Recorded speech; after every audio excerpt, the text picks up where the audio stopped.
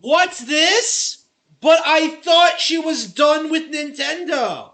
I thought she was never going to talk about or play their games ever again. I thought this individual was being completely 100% serious when she said she was done with Nintendo, that she was finished with Nintendo, that she was breaking up with Nintendo. How could you do this to me, Nintendo? We had something special, Nintendo, and then you had to ruin it. I thought that's what she was telling people. Here she is back again. I don't know if I predicted she would be back, but here she is.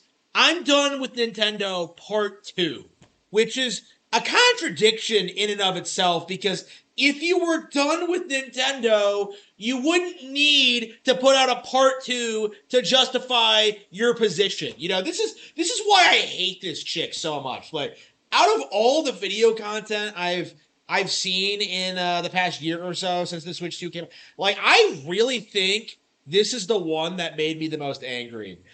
Just because of how paper thin, transparent she is about being a grifter. And here she is back again to try and, I don't know, make the same point she made the first time. I don't know what she's going to say.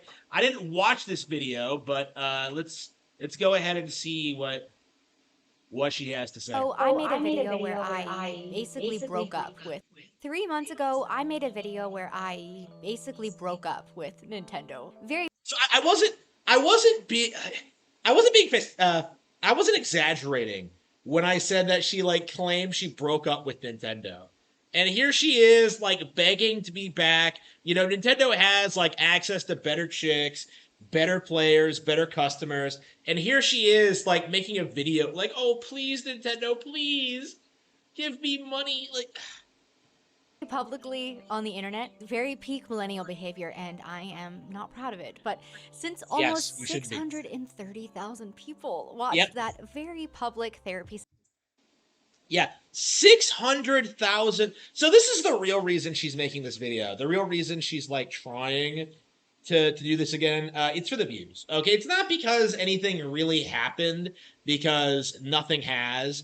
Not because Nintendo's really alienated her or antagonized her or did anything ridiculous. The reason she's making these videos is because she's getting views for it. And I do think that is why you shouldn't take them seriously. Because this isn't genuine. This isn't her actual opinion. Because she's gonna keep playing Nintendo consoles the way she always has. No, she is grifting for views because she knows this is what gets people to watch her mediocre content. Actually, I don't even know her YouTube channel name, and I'm not bothering to learn it because I'm not never watching any of her content, any of her videos again. session. I figured that I would do a follow up, kind of like those Where Are They Now reality show segments, except it is just It's 3 months. It's been 3 months. You're grifting for views. You're trying to get more subs and attention. me and my increasingly complicated feelings about a gaming company. In my first video, I talked about how they had been weaponizing our nostalgia, turning childhood memories into soulless business models. I touched on the Gary Bowser No. case, the creator takedowns, the $80 Mario Kart. What is she talking about? Weaponizing our nostalgia. What are you talking about? Are you talking about being a fan of the brand? They're weaponizing our nostalgia. What are you talking about? They put out new games. They evolve. They grow. What are you talking about? You're acting as if all they do is just remaster old content, they're Toys for Bob or something like that. What do you mean weaponizing our nostalgia? That doesn't make any sense. Pricing, all of it. And I said I wasn't buying a Switch 2, which, What? again, like I said in my first video, if you did buy one and you are having fun with it, I genuinely am happy for you. But based on everything that has happened since launch, I feel pretty good with my decision. Because since then, Nintendo essentially Okay. scoffed at my breakup video. Okay. How long until she gets a Switch 2? Realistically, It's probably gonna be about a year. Honestly, it's gonna be another video she does where she's just like, "Oh, I decided to get a Switch." Like, it's gonna happen at some point. Nobody's buying this shit. I hate how she tries to do this faux like pleasant, like, oh, I'm such a warm, inviting. Like, no, it's transparent. It's fake. You can see it in her smile. You can see it in her eyes. She is doing it for the camera. She's a nasty, mean-spirited person who probably hates children. But anyway, and has decided to just speedrun every possible way to prove my prior points. nope. With patent Absolutely. wars escalating, USB ports getting encrypted, Brazil. Yeah. Okay. Okay. Yeah. So they're this thing is selling record numbers. Okay, your little boycott, your little "I'm not buying a Switch 2" thing completely falls flat on its face. Threatening to sue them and raising prices on 7-year-old consoles. Here we are. So 3 months later, let me tell you where I'm at. After all this time, So okay, okay. Raising prices on old consoles. I don't know. Like everybody else in the industry, like, what is she talking about? Like, these people keep doing this thing where they act as if it's like some anomaly that, oh, Nintendo raised their prices for the Switch 1. Like, yeah. So did Sony with the PS5. So did Microsoft with the Xbox One. Like this Series X, excuse me. Like, this isn't some isolated incident. It's not something that only Nintendo did. I don't understand the inability of these people to process basic reality. Like, I don't. Nobody cares. Nobody is looking at like a Switch 1 price point. Oh, I'm not gonna buy that. It's $30 more than it was a couple of years ago. Like, nobody cares. Okay, you're just gonna not buy it at all, or just buy a Switch 2. It's a complete non-issue. did I stick to my guns? Did I stay strong in the face of Donkey Kong temptation? Well, yeah, Nintendo has made my decision pretty easy, so let's break down exactly how. The Power World thing is kind of old news at this point. Actually, Yeah, so old that everybody agrees that they're gonna lose the lawsuit. You are beating a dead horse. Like, the simple fact of the matter is, you're not talking about the console or what Nintendo is actually doing, the games they put out, the games that third parties have put out, the upcoming Nintendo Direct. You are complaining about lawsuits. You are complaining about pricing differences between different regions. You are complaining about Power World, a knockoff product that nobody cares about anymore. Or ever did, rather. Like, you are completely out of touch. it's coming up on its year anniversary, I'm pretty sure. Nintendo Plus, sued them, forced changes base, to mechanics that base, people love. base. But there have been some very interesting developments lately. No. A new hand touches the beacon. No, no, no, no. Nobody cares about these like Power World knockoffs, right? They didn't do what Power World did. These games, like, they are. The fact that people have to like keep bringing in other games into the equation really just goes to show you just how little of they have to stand on.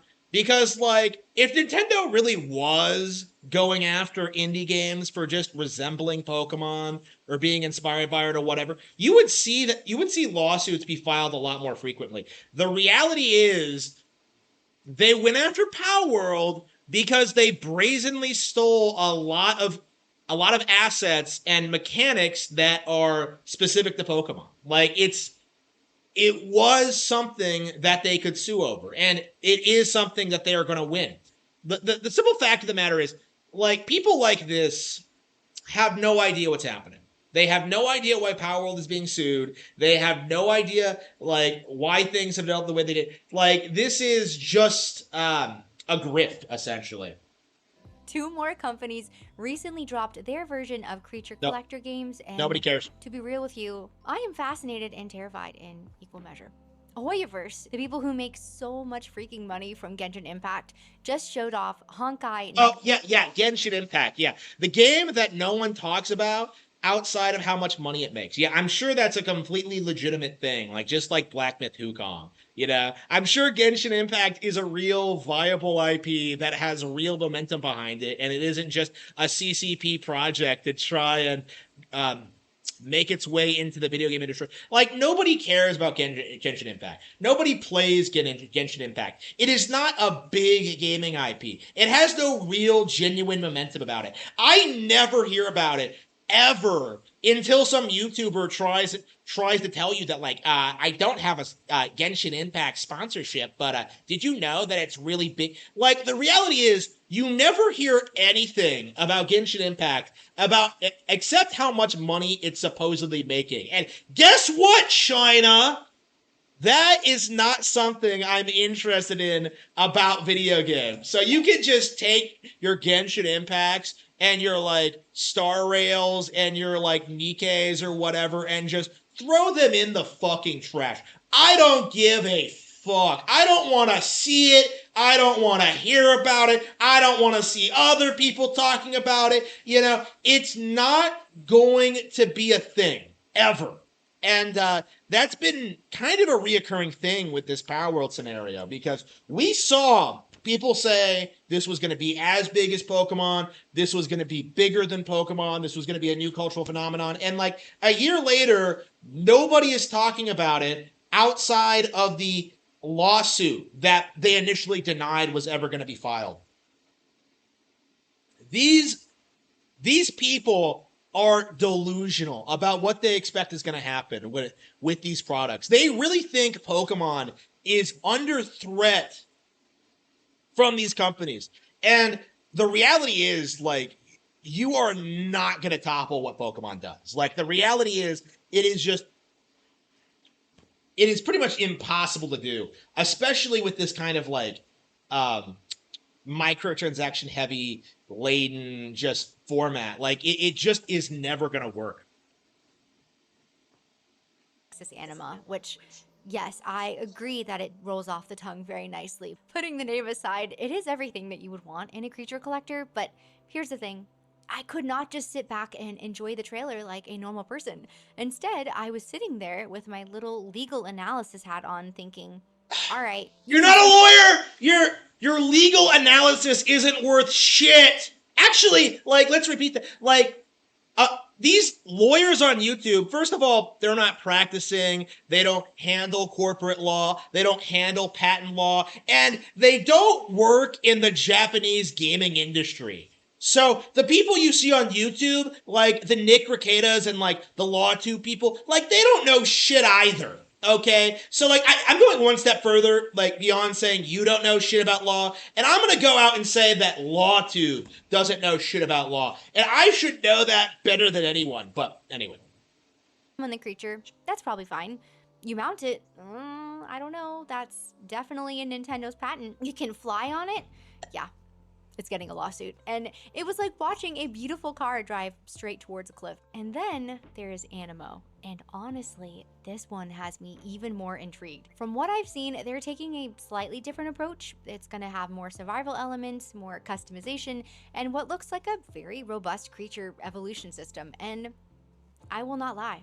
It looks like the kind of game that I would lose entire weekends to, and probably a lot of money to, so I am really hoping that it is not riddled with predatory microtransactions because my self-control could use some work when it comes to cute digital pets. But watching both of these reveals recently, I had this moment where I realized how messed up the situation has become.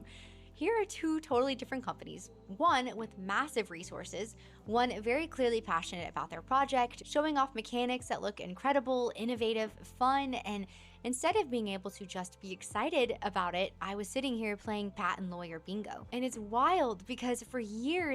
So, like, that's my thing about this. Like, the only reason anybody is talking about these games is that they're trying to, like, keep the Power World lawsuit relevant. They're trying to keep, like, this game like in the public sphere. Like there was no lawsuit lobbied against these games. You know, there has been no accusation of plagiarism.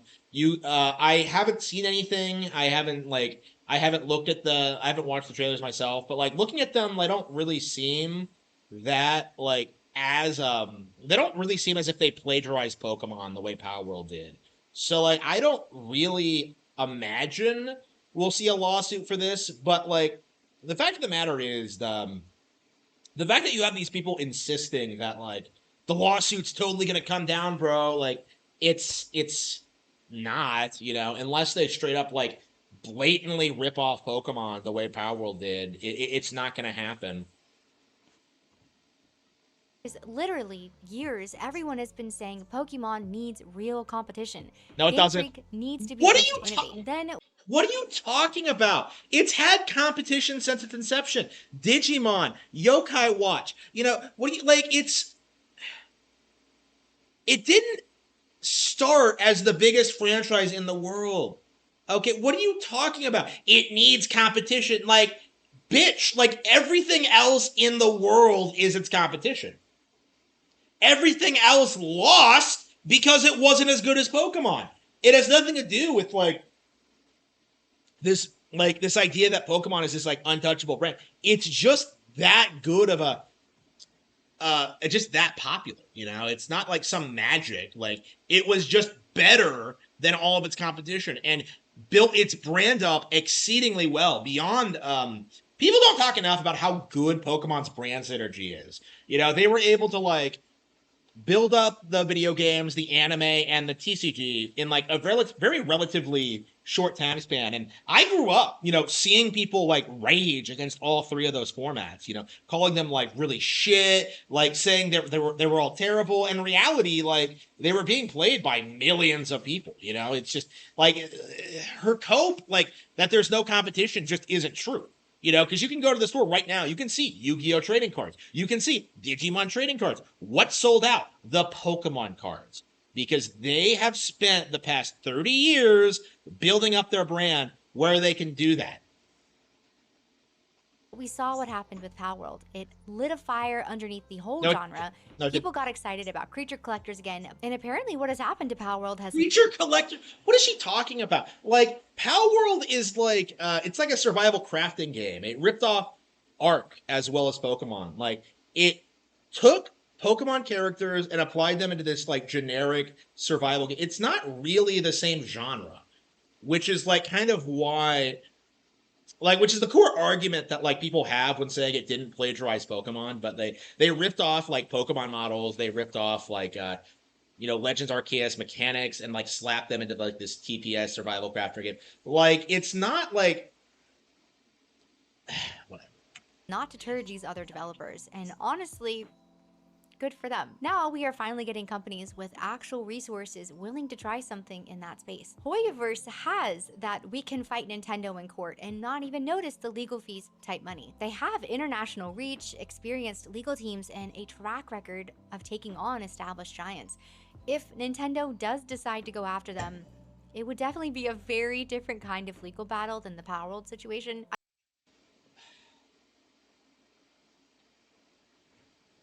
IP expert Florian Mueller looked at the Hoyoverse game and said that it clearly infringes on Nintendo's newly revised patent. You know, the one that they ended up changing like mid-trial during the Power World case. The one that now covers basically any writable flying creatures in games, which is just... it's dumb. It's very dumb that we're at a point where writing a fictional animal is somehow patentable, but I digress, because here is what is different this time. If Nintendo does try to enforce this against Hoyoverse, we might actually get some clarity on what...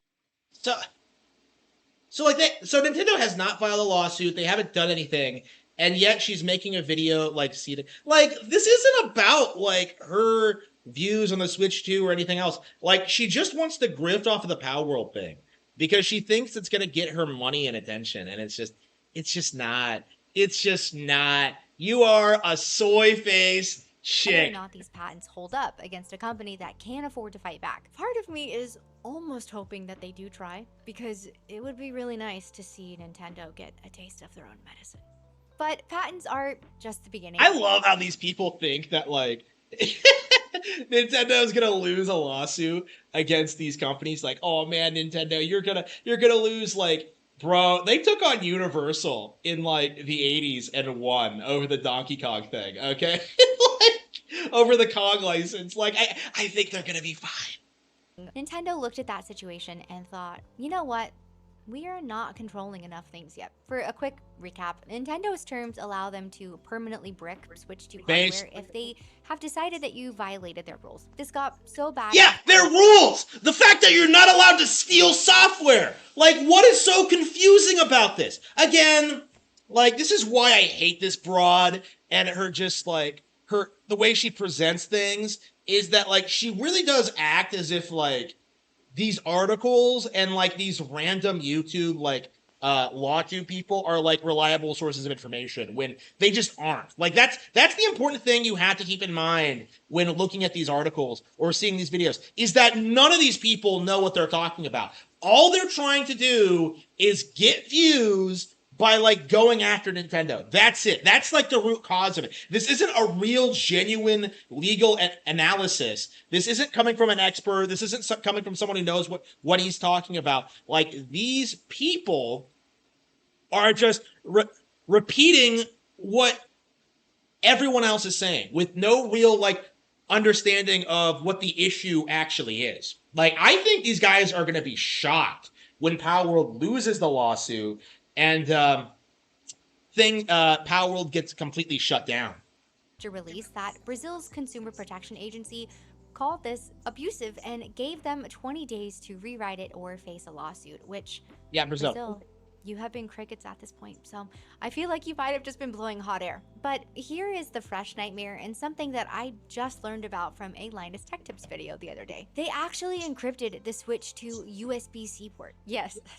Nintendo took a universal standard port and added encryption specifically to lock out most third-party accessories, claiming piracy protection or whatever it is that they always say. Now, I have been using third-party docks for my original Switch for years because Nintendo's original dock scratched my screen and honestly is just not that great to use. So when I heard that they encrypted the new port to prevent that, my mind was kind of just blown a little bit. Companies like JSaw and other third-party manufacturers have had to pause production on Switch 2 products because Nintendo's encryption just breaks their stuff. Nintendo looked at a universal standard and said... Doesn't Apple do that too? Like, I'm pretty sure Apple doesn't let you use third-party chargers or the like. I'm not an expert on this kind of thing because it really doesn't matter.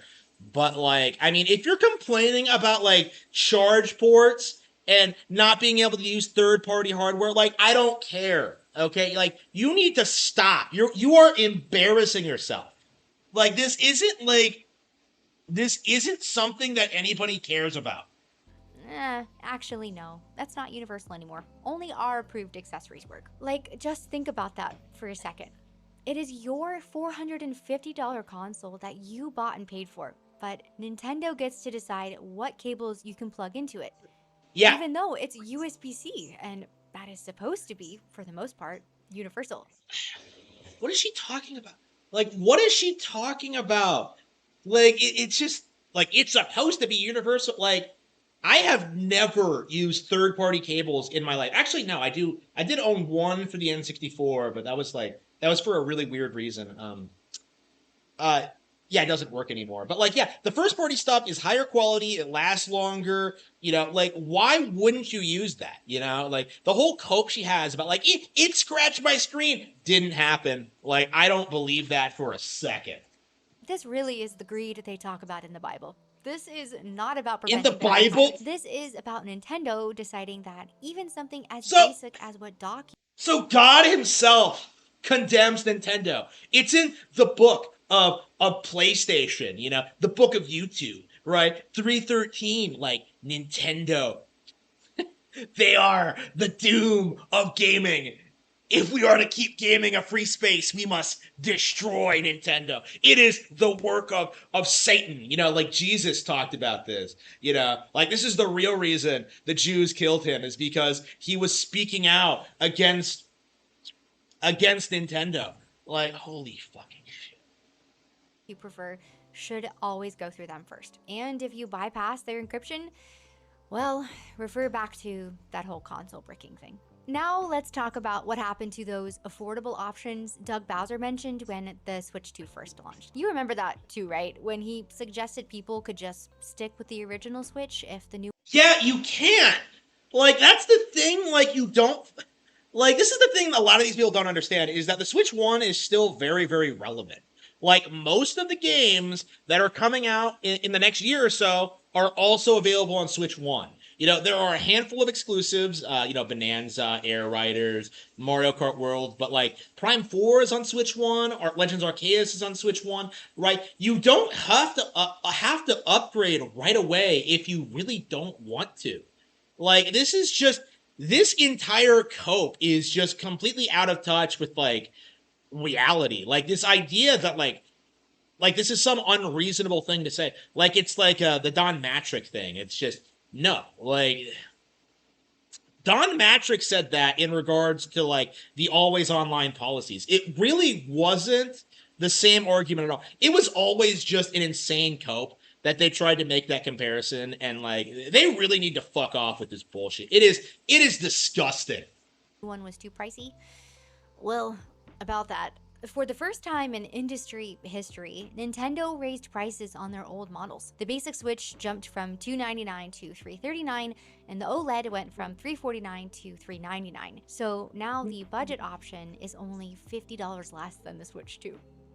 And the excuse that they gave us were tariffs and market conditions. And to be fair, they were not alone in this decision. Sony and Microsoft did the exact same thing. But here's what really gets me though. The original Switch has been using the same 7-year-old components that were not even cutting edge when they first launched. And with the economics of scale from being one of the best-selling consoles in history, theoretically, Nintendo's production costs should have gone down, not up. But now the budget option that Bowser recommended costs more than I originally paid for the premium model 7 years ago. And while they've raised prices on the old hardware, we cannot forget that they also set the new gold standard for game pricing with that $80 Mario Kart World. While Nintendo is out here patent trolling flying creatures and... They set Grand Theft Auto 6, they pretty much already came out and said they were going to raise game prices. Everybody in the industry said they were going to raise game prices the next generation. You know, I didn't hear a peep out of these people when Sony and Microsoft raised the game price to $70 this generation. But somehow Nintendo is evil because of Mario Kart World. No, fuck off with that bullshit. You can fuck right off. I don't want to hear it. Get a job, you bum. USB ports and charging $80 for Mario Kart. Other companies are showing us what the alternative looks like. I would love to take a quick second to congratulate Team Cherry on their launch of Hollow Knight Silksong. Silksong is shit!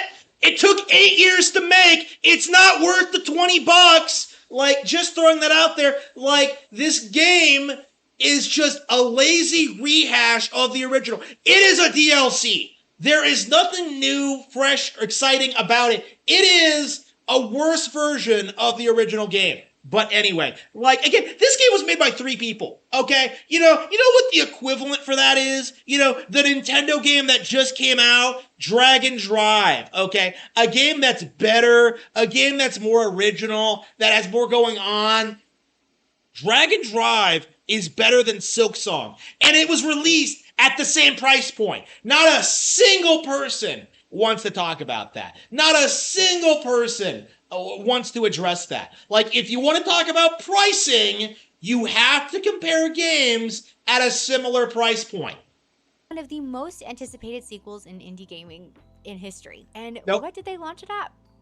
$20. With the massive success of the first game, in my opinion, they probably could have charged $30 or even a little bit more for the sequel. Instead, they made the decision that $20 felt right for what they were delivering. That is trusting and respecting your audience base.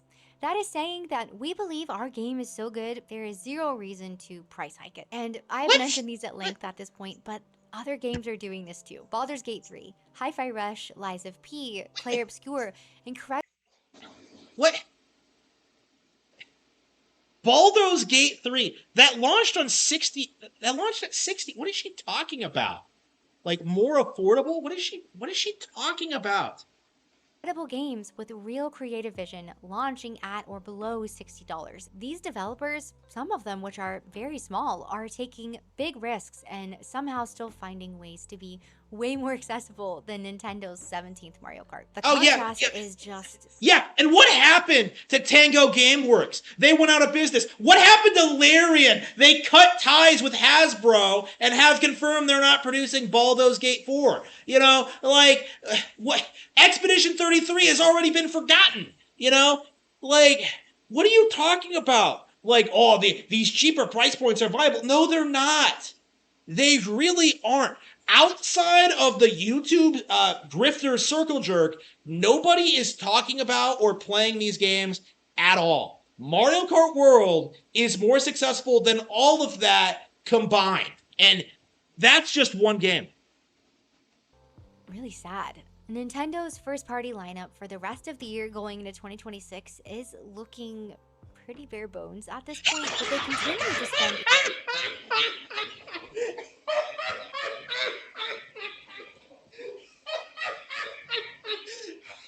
You just praised Silk Song, you stupid bitch. That's on Switch too. So you're just gonna ignore Silk Song, Daemon X Machina, like Shuten Order, you know, all these like big third-party games that have come out in September. You're just gonna ignore Mario Kart World, you know, one of the biggest releases of the year. You're gonna ignore Donkey Kong Bonanza. You're gonna ignore all of that, all the stuff that's coming out for the foreseeable future, and you are gonna say that the release schedule is bare bones. I cannot even keep up with all the games that are coming out. Okay? You don't own a Switch 2. Okay? You have no credibility to comment on the library. You have no means of evaluating what's coming out. You are a complete shill and a parasite. You do not know what you are talking about. Like, it's barren for the rest of the year. Like, I swear, if they do drop a Nintendo Direct this week, and like they do start talking about like some upcoming stuff, like I hope like she starts getting pushed back for that, because that is like the stupidest thing I think I've ever heard her say. That is just completely off of, out of touch with reality. How are you gonna praise Silk Song and then turn around and try and argue that like the Switch 2's library is anemic? Like that doesn't make any sense. Like Silk Song's on the Switch 2. You know, like it just doesn't make any, like, again, this is the double standard you always see people talk about when it comes to like this kind of stuff, is that like they complain about Nintendo not having third parties and that they only get it for first party stuff, but then like they don't really come out and acknowledge third party Switch games, Nintendo games as being viable and stuff that's like worthy of being talked about, even if they're like hyping it up on other platforms. You know, I guarantee you, when like Expedition 33 gets ported over, it 100% will, like nobody's gonna care about that. Like when Hi-Fi Rush gets ported over, nobody's gonna care about that. You know why? Because they aren't as good as the other Nintendo games that are coming out. so much more energy and money on lawsuits rather than innovation, more time encrypting universal ports than creating games. And then you have teams like Cherry, who have spent Is she really trying to argue that like Nintendo's developers are the same as their legal team, that like resources for game development are going towards like lawyers? Like, does she think Shigeru Miyamoto goes into court and like plays real life Ace Attorney with like the Power World? No, that doesn't happen. Like, that's not how this works. the last 7 years working to make something incredible and trusting that the quality will speak for itself. So here is where I'm at 3 months after my very public Nintendo breakup. I don't regret it, not even a little bit. If anything, having this distance from them has given me more clarity, because every patent. You know what happened when like Tamashi Hiroka like took a break from Pokemon for like a decade? You know, because she'd like spent her entire life playing it. She was like, you know, burned out on it. She had a YouTube channel on it. She was like, okay, like I need to take a step back. I want to do other things. And then she came back and it was like, yeah, I really enjoyed like Pokemon Scarlet and Violet. You know, that's basically what this is. And I do think this is like the important thing to take away from this, because like this is a real thing we all go through. Like, yeah, You should stop playing Nintendo sometimes. You should stop caring about Nintendo sometimes. You shouldn't obsess over everything they do near constantly and like be angry at the stuff they do. Like, the reality is, if you want to do something else, go ahead and do it. But like, here's the thing: is that like she really thinks she's making some kind of like point. She really thinks that like this is because like Nintendo is like not doing enough to like innovate or do things or like excite her. But in reality, she's just kind of like not doesn't want to play video games right now, which is a perfectly normal thing to feel. Like there's nothing wrong with it, but like every single time these people try and frame it as like something that Nintendo is doing wrong. When in reality it's entirely like their perspective and like what they want out of the company and what they're interested in. Like it's just they don't really have like the self-awareness to understand that like they're the problem and that pretty much everyone else like pretty heavily disagrees with them about everything. And I think this is a really good video about this because, you know, this is supposedly why she's done with Nintendo. And yet, you know, she doesn't talk about anything they're doing. She doesn't talk about their games. She doesn't know anything about the hardware. She doesn't even own the hardware. You know, I'm sure eventually she'll pick up a Switch 2, which will kind of like run contrary to this entire series of videos. But like, this is pathetic. You know, this is like a woman child trying to justify like her temper tantrum. Like this is her sitting there and trying to act as if like she's some enlightened individual because I broke up with Nintendo. Like, bro, you came back 3 months later to make a video. Like you lost. Like you've already lost. You're obsessed. You're thinking about Nintendo constantly. You're like, I don't know, cuddling up to your like Pikachu plushie in like your Pokemon themed bed, and you're just like, I wonder what Nintendo's doing right now. I I wonder if they're losing the lawsuit yet. I wonder if they're thinking about me at all. Like that's what this is. Like she is obsessed with this idea of like Nintendo failing because of her shitty video, and it's just not realistic at all. It's not gonna happen. The Switch 2 is not gonna lose all momentum because of this broad and her stupid hot take.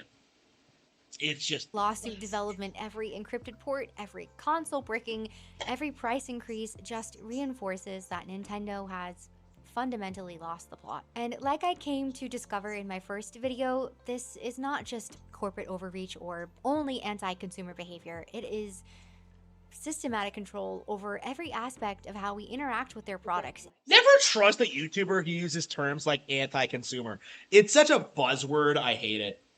And it has only gotten worse. And that girl who ugly cried at the Breath of the Wild trailer is still in here. Deep down in her heart, she still believes in that Nintendo magic. But she is also tired of watching a company choose control over creativity, litigation over innovation every time.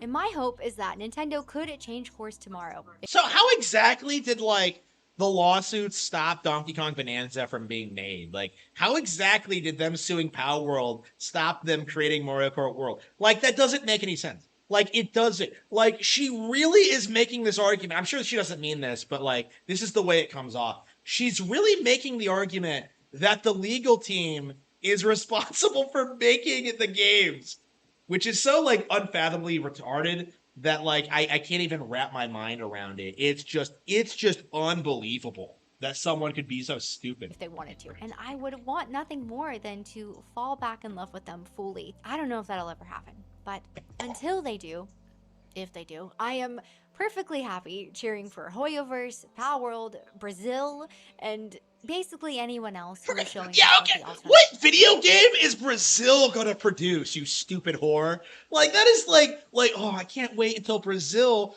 like produces their own video game console and they become bigger than Nintendo and like they take over the world. That's not gonna fucking happen.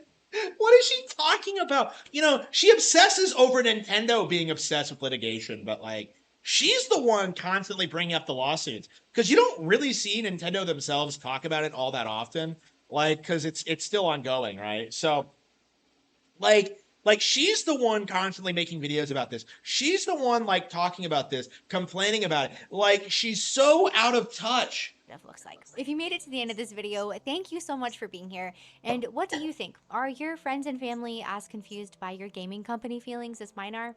Let me know in the comments. And What? until next time, may your creature mounts be patent free and your USB ports be unencrypted. Thanks again for being here, and I'll see you in the next one. Yeah, fuck Craig the Snake for recommending that, highlighting that video on Side Scrollers, by the way. Because that is, like, downright disgusting. So she is, like, legit ranting to her friends and family about how much she hates Nintendo and how she broke up with Nintendo and how she, like, doesn't care about Nintendo anymore.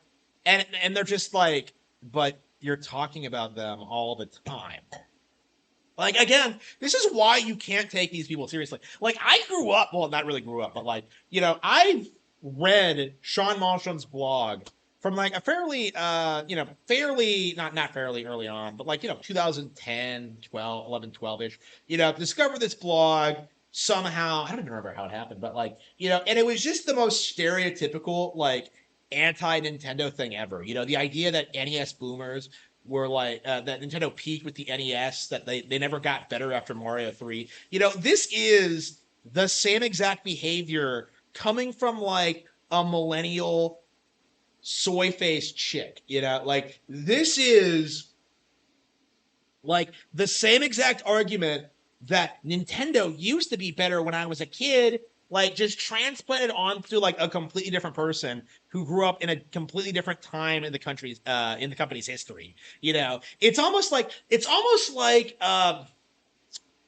like, these guys, these people, they can't handle growing up, and they can't handle their, like, changing feelings about the company, and, like, they just kind of force this idea into thinking Nintendo, like, at one point became bad, when in reality they're just, like, just completely obsessed with their weird, like, misconception of what Nintendo is. And I do think that's, like, a pretty reoccurring trend with a lot of these people. Like, just their obsessions with their version of what Nintendo should be. And it's just, you see it all the time from these people, and it takes all kinds of different forms, but, like, it gets really tiresome. Like, seeing people who straight up don't play the games, who insist that they will never ever play the games, like, continue to whine and complain about them, like, constantly for petty reasons. Like, things like the price point, things like USB cables, things like unrelated lawsuits. Like, this entire video, she did not discuss the games once. And I think that's very telling as to, like, what her mindset is going into these videos. Like, she just wants to get a reaction out of people. She just wants to get attention because she's a woman, and that's all she's ever desired in her meager, pitiful existence. Like, this is, like, a textbook example of just everything wrong with Nintendo discourse online. It's different from, like, how it was in the NeoGAF days, because I do think, like, the majority of people watching this who actually own Switch 2s, like, don't really agree with it, but, like, it is, like, the aging millennial demographic who kind of cling on to this stuff. People who, like, want to believe the GameCube was peak Nintendo, and people who, like, are nostalgic for the DS and the Wii and all that. Like, they don't want to admit that they're old now and that, like, the world has moved on without them. And in a lot of ways, Nintendo is bigger than ever. It's the same thing that we saw with, like, the NES boomers and how they, like, kept talking down to, like, the Super Nintendo people. Like, I know people who will try and tell you that, like, Sonic the Hedgehog made Mario completely irrelevant in the 90s because he was such a better character. But, like, that just never happened because Mario never went anywhere. It's like, Sonic's relevancy never really left, like, elementary schools of people, like, screaming, like, marketing catchphrases at you. Like, there's a reason everybody remembers, like, Sega does what Nintendo don't, and not the final boss of Sonic 3, for example. Like, that's a good example. Like, it's just a meme to hate Nintendo. Like, that's all this is. Like, it isn't based in anything real. it's just this like weird, like artificial construct of people like growing out of Nintendo and just refusing to admit it to themselves. Like they want to blame the company for they themselves growing up. And this is another sad example of that phenomenon.